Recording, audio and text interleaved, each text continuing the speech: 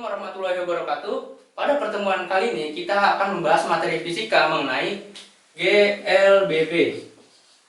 Sebelumnya ada yang udah belajar apa itu GLBB? Mungkin di rumah sudah iseng baca buku. Jadi GLBB adalah gerak lurus berubah beraturan.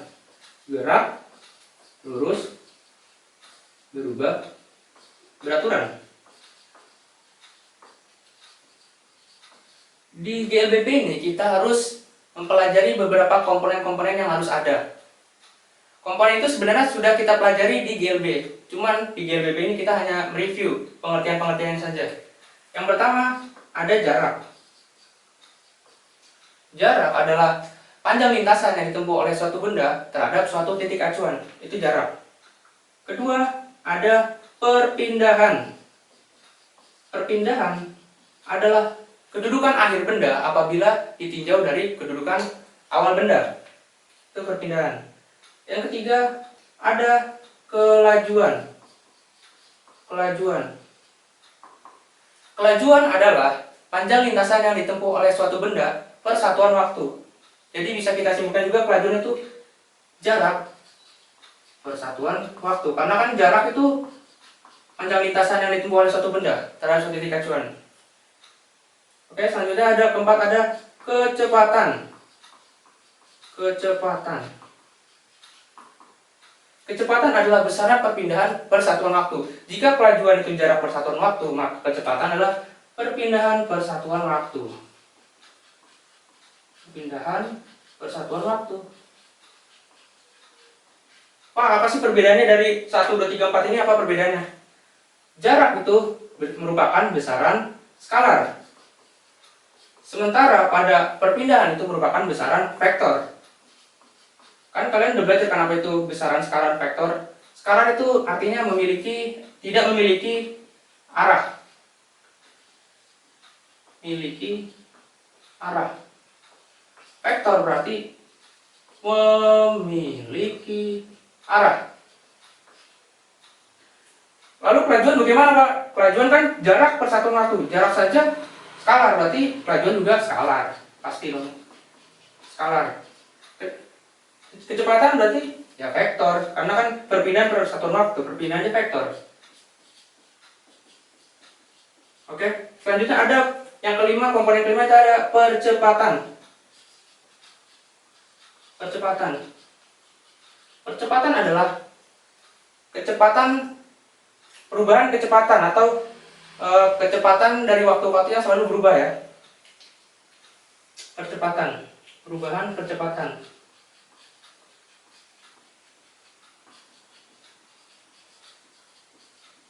Jadi dari kelima pengertian ini dapat disimpulkan GLBB adalah gerak lintasan suatu benda pada lintasan garis lurus dengan percepatan yang tetap. Itu GLBB. Ciri-ciri GLBB itu apa sih? Ciri-ciri GLBB. Ciri-ciri GLBB itu dari waktu ke waktu itu kecepatannya berubah. Dari waktu ke waktu. Atau mengalami percepatan ya. Mengalami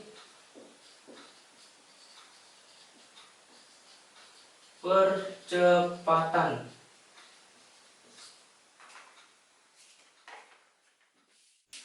Saya akan menjelaskan mengenai perbedaan GLB dan GLBB. Yang pertama, GLB atau gerak lurus beraturan itu memiliki kecepatan yang konstan atau tetap, sehingga nilai percepatannya sama dengan 0 atau tidak memiliki percepatan. Yang selanjutnya yaitu GLBB atau gerak lurus berubah beraturan. Nah, gerak lurus berubah beraturan ini memiliki kecepatan yang berubah, sehingga dia juga memiliki nilai percepatan. Tapi karena dia beraturan, nilai percepatannya itu tetap atau konstan. Selanjutnya, perbedaan grafik. Pada grafik GLB, hubungan antara kecepatan dan waktu itu bentuknya seperti ini. Atau kecepatannya tidak berubah setiap waktu. Sedangkan pada hubungan antara jarak dan waktu, grafiknya berbentuk seperti ini. Grafik ini didapat menggunakan rumus GLB. Selanjutnya, grafik dari GLBB. Yang pertama, grafik hubungan jarak dan waktu. Untuk percepatan yang dipercepat itu grafiknya berbentuk seperti ini. Sedangkan untuk yang perlambatan itu grafiknya berbanding terbalik dari ini atau dia ke bawah begini. Itu ya teman-teman. Selanjutnya hubungan antara kecepatan dan waktu. Grafik GLBB untuk hubungan antara kecepatan dan waktu itu bentuknya seperti ini. Itu untuk grafik perlambatan. Sedangkan kalau grafik percepatan dia bentuknya akan naik begini. Oke, sampai sini paham teman-teman? Oke, jadi yang selanjutnya kita masuk ke persamaan ya. Jadi tadi kalian udah tahu kan ciri dari GLBB itu apa? Ciri dari GLBB itu V-nya berubah, kecepatannya berubah. Jadi misal saya bikin grafik seperti ini. Grafik seperti ini. Ini V0, ini V. Ini T ya, ini T, dan ini alpha. Jika tan alpha sama dengan gradien sama dengan A. Tan alpha atau A sama dengan sisi depan per sisi samping. Sisi depannya apa? V min V0 per T. Dan ini kita pindah ruaskan ke sebelah kiri ya. A kali T sama dengan V min V0. V0 nya juga kita pindah ruaskan agar jadi positif. Jadi V0 tambah A kali T sama dengan V. Atau V sama dengan V0 tambah A kali T. Ini kita dapat persamaan yang pertama. Yang pertama ya. Persamaan yang pertama. Untuk persamaan kedua, jika S sama dengan luas wilayah, S sama dengan luas wilayah. Luas wilayah di sini membentuk apa sih? Membentuk trapesium. S sama dengan trapesium. Trapesium ini juga kita bisa bagi dua jadi dua luas, jadi dua luasan. Satu itu luas segitiga dan satu persegi panjang. Tapi kita yang membuktikan dulu yang trapesium. S luas trapesium itu atas tambah bawah kali tinggi bagi dua. Atas tambah bawah, V0 tambah V kali tinggi. Tingginya kan ini T bagi dua. Dari sini kita kembali lagi ke persamaan sebelumnya. Jadi V sama dengan V0 tambah A kali T. V min V0 sama dengan A kali T. A nya pindahin ke bawah sama seperti ini. Udah kita tulis lagi aja lah. V min V0 bagi A sama dengan T. Persamaan yang ini kita pindahkan ke atas, kita substitusikan. S sama dengan V0 tambah V kali T nya masukin ini. V min V0 ini bagi 2, ini A. 2 kali A kali S. 2AS sama dengan, ini kita kalikan. Kita kali gini. Jadinya V kuadrat min V0 kuadrat. V0 kuadratnya kita pindah ruaskan agar jadi plus V0 kuadrat plus 2AS sama dengan V kuadrat. Kita sempurnakan lagi, V kuadrat sama dengan V0 kuadrat plus 2AS. Ini kita dapat persamaan GLBB yang kedua. Sampai sini ada yang ditanyakan? Saya ingin bertanya, Pak. Oh, siap. Kenapa yang S sama dengan buka kurung 2 itu hasilnya kenapa itu ya? Oh, yang ini ya? Iya, ya. Gimana ya? Sini aja deh. Jadi kita tulis lagi V0 plus V kali V min V0. V0 kali V. V0 kali min V0. Min V0 kuadrat. Plus V kali plus V. Plus V kuadrat. Plus V kali min V0. Min V0 V. Ini bisa coret kan, ini plus, ini min. Ini bisa coret. Jadinya min V0 kuadrat plus V kuadrat. Min V0 kuadrat plus V kuadrat. Jadi seperti itu. Paham? Paham, Pak. Paham. Oke, lanjut kita persamaan yang terakhir. Oh ya, sebelumnya saya kasih waktu 5 menit dulu ya buat nulis ini persamaan.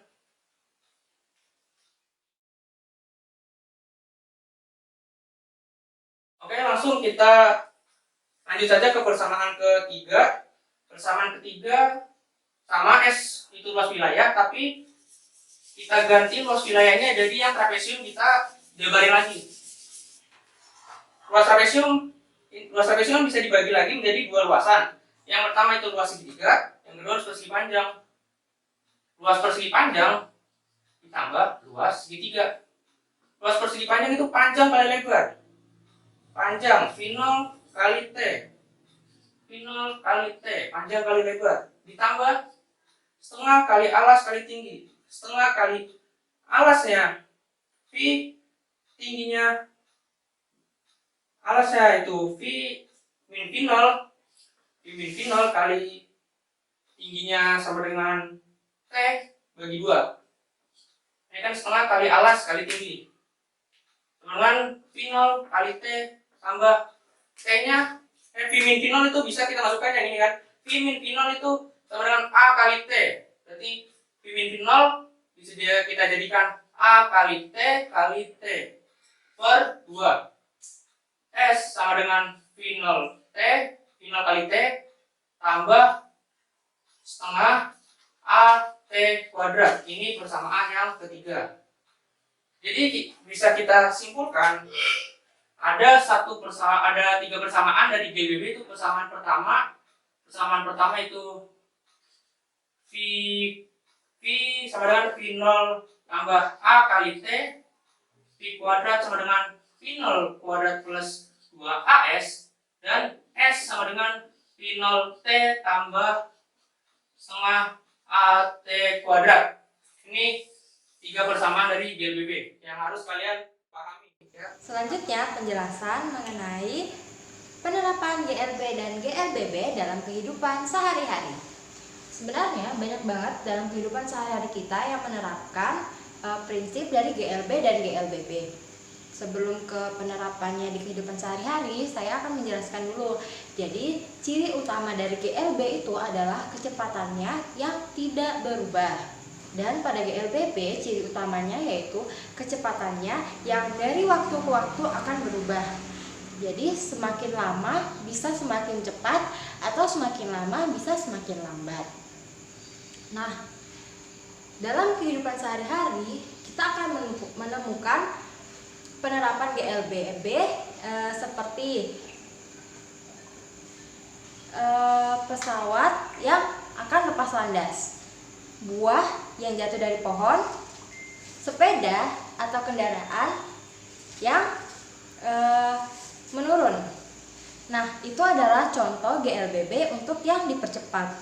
Sedangkan untuk yang diperlambat itu seperti kendaraan yang akan berhenti, buah yang dilempar ke atas. Dan untuk teman-teman yang suka trekking pasti tahu nih, kalau misalnya pada saat kita naik gunung, kecepatan kita dalam berjalan itu akan semakin lambat. Jadi semakin kita menanjak itu akan semakin lambat. Selanjutnya pada GLB, untuk kecepatan yang konstan itu contohnya seperti kereta api yang sedang berjalan di lintasan, pesawat yang sedang menempuh lintasan, dan kendaraan yang bergerak di lintasan. Semuanya itu pada kecepatan yang tetap. Itulah penerapan GLB dan GLBB di kehidupan sehari-hari. Tapi contoh yang saya berikan tadi itu hanyalah sedikit contoh dari banyak sekali penerapan GLBB yang ada dalam kehidupan kita sehari-hari. Teman-teman bisa mengamati sendiri dalam kehidupan sehari-hari kita apa saja yang menerapkan prinsip GLB dan GLBB. Selanjutnya saya akan memberikan contoh soal tentang GLBB. Sebuah benda bergerak dengan percepatan 10 meter per sekon dari keadaan diam. Hitunglah jarak dan kecepatan benda yang ditempuh benda tersebut setelah 20 detik berturut-turut. Seperti sebelumnya, kita harus menuliskan dulu apa yang diketahui ditanya dari soal tersebut. Jadi yang diketahui yang pertama kecepatan awal benda atau V0. V0-nya sama dengan 0 karena pada soal tadi diterangkan bahwa benda bergerak dari keadaan diam. Jadi kecepatan pertama benda yaitu 0. Selanjutnya percepatannya yaitu sebesar 10 meter per sekon.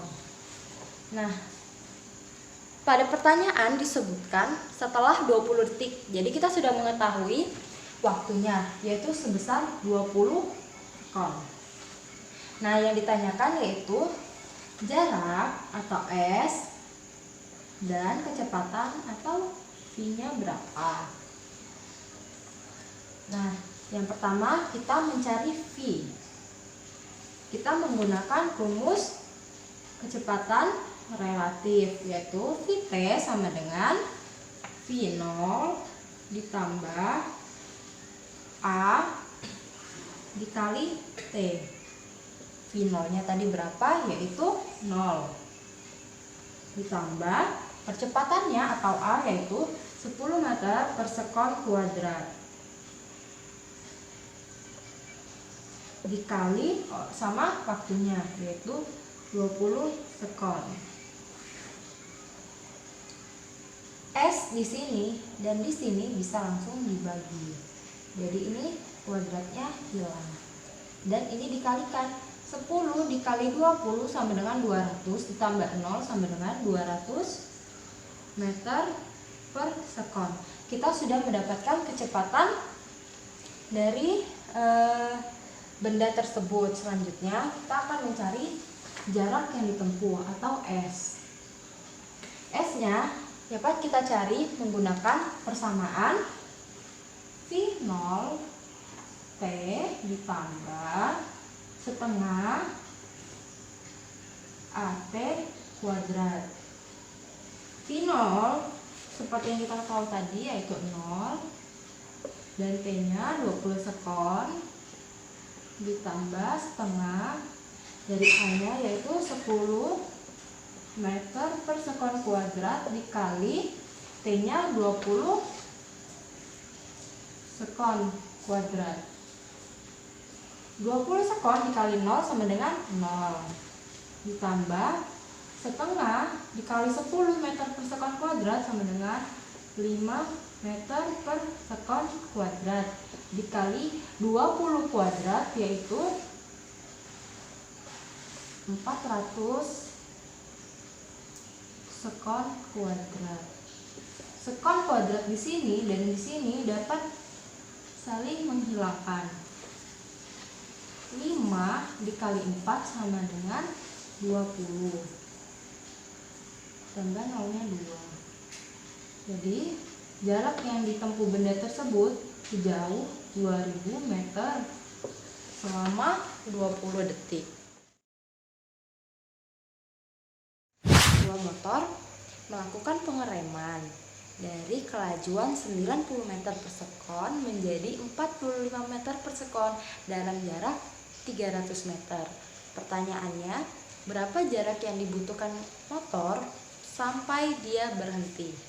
Nah, dari soal tersebut, untuk mengerjakannya kita harus melakukan langkah-langkah ini supaya lebih mudah. Jadi yang pertama kita menulis apa saja yang diketahui dan apa yang ditanyakan sebelum kita menjawab soalnya. Jadi dari soal itu apa saja yang bisa kita ketahui? Yang pertama, kelajuan mula-mula motor itu yaitu 90 meter per sekon. Terus kelajuan setelah beberapa saat yaitu 45 meter per sekon. Dan pada jarak berapa kelajuan ini bisa berubah menjadi 45 meter per sekon yaitu pada jarak 300 meter. Nah, kenapa saya di sini tulis S1? Karena itu menjadi jarak pertama. Jarak kedua atau S2 itu akan menjadi jarak ketika motor dari 45 meter per sekon ini menjadi 0. Jadi nanti Vt-nya yang untuk kedua itu bernilai 0. Lanjut. Bagaimana cara mengerjakannya? Jadi yang pertama kita akan mencari besarnya perlambatan motor. Kita menggunakan persamaan ini. V kuadrat sama dengan V0 kuadrat min 2A dikali T. Maksudnya 2A dikali S. Gitu ya teman-teman. Di sini kita menggunakan S1. Terus kita dari persamaan ini dan apa yang sudah kita ketahui bisa dimasukkan ke persamaan ini. Yang pertama yaitu Vt. 45 meter per sekon kuadrat sama dengan V0 yaitu 90 meter per sekon kuadrat dikurang 2A dikali S1 nya berapa? 300 meter. Ini nggak pakai per sekon ya teman-teman. Baik, 45 meter per sekon kuadrat itu sama dengan 2025 meter kuadrat per sekon kuadrat. 90 kuadrat sama dengan 8100 meter kuadrat per sekon kuadrat dikurang 2 dikali 3 sama dengan 6. Berarti ini 6, nolnya ada 2, 600 meter A. Supaya kita memudahkan kita dalam mengerjakan, nilai 600 di sini bernilai negatif, kita pindah ke ruas kiri supaya nilainya positif. Jadi 600 meter A sama dengan 8100, kita kasih dalam kurung ya, dikurang 2025 meter kuadrat per sekon kuadrat. Meter di sini dan di sini bisa kita coret. Di sini menjadi meter saja, bukan meter kuadrat ya teman-teman. Nah, setelah meternya hilang, kita mencari nilai A-nya berapa? A sama dengan 8100 dikurang 2025 yaitu 6075 per 600 meter per sekon kuadrat sama dengan 10.125 meter per sekon kuadrat. Ya kan ya teman-teman. Nah, setelah nilai percepatan kita ketahui, kita masukkan nilai percepatan ini ke dalam persamaan ini.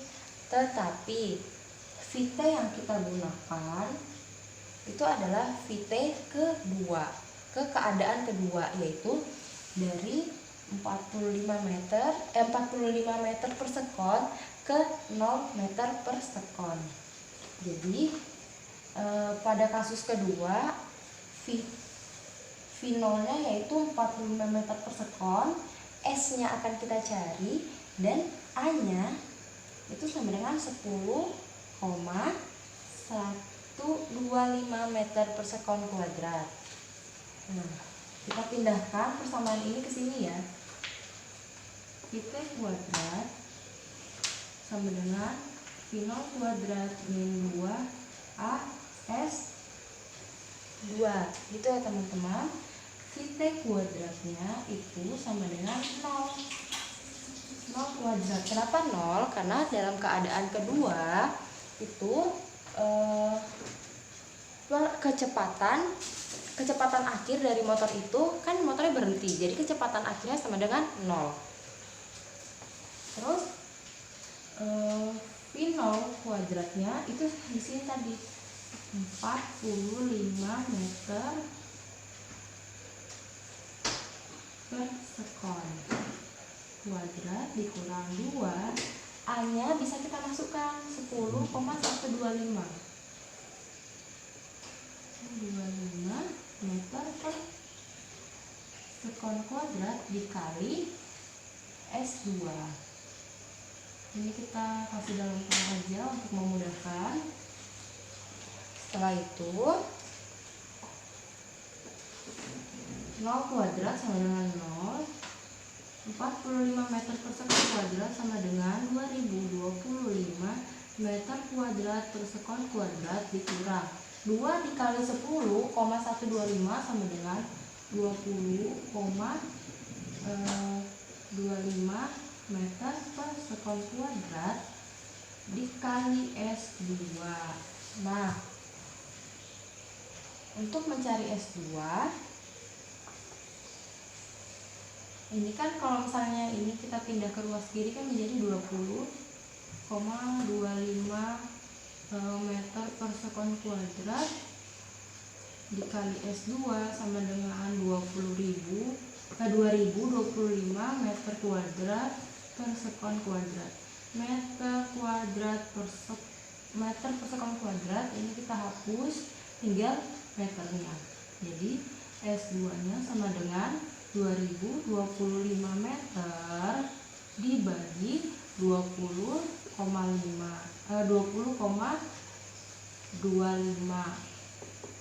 menjadi 100 meter. Jadi kesimpulannya, jarak yang dibutuhkan oleh motor dari kecepatan 45 meter sampai berhenti adalah 100 meter. Sekian penjelasannya ya teman-teman, semoga mudah dipahami dan dimengerti. Oke, jadi sebelum pertemuan kali ini saya akhiri, saya akan memberikan beberapa tugas untuk kalian. Pertama-tama, tolong untuk ketua kelas membagi kelompok ya. Satu kelompok berisikan 2 orang. Tugas kelompoknya yaitu kelompok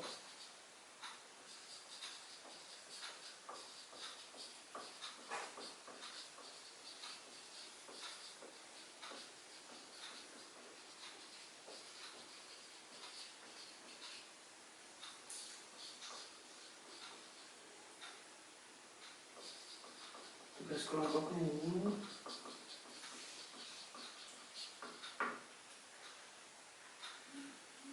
amati hal-hal yang berkaitan dengan GLBB beserta alasannya, disertai dengan foto dan di print pastinya. Ini tugas kelompok. Saya bukan lingkaris, ini lonjong soalnya. Yang kedua, tugas individu. Tugas individunya itu diketahui apabila mobil bergerak dengan kecepatan awal 36 km per jam. Kemudian setelah menempuh jarak 150 meter, mobil tersebut bergerak dengan kecepatan 72 km per jam. Tugasnya coba cari waktu yang diperlukan mobil untuk mencapai 72 km per jam tersebut. Jadi ditanyanya waktu. Nah, ini tugas individu. Tugas pertama itu tugas kelompok. Tugas keduanya tugas individu, 1 soal. Dikumpulkan minggu depan, keduanya dikumpulkan minggu depan. Jadi mungkin cukup sekian materi yang saya bahas ya di pertemuan kali ini. Apabila ada pertanyaan bisa ditanyakan di pertemuan selanjutnya. Sekian, wassalamualaikum warahmatullahi wabarakatuh.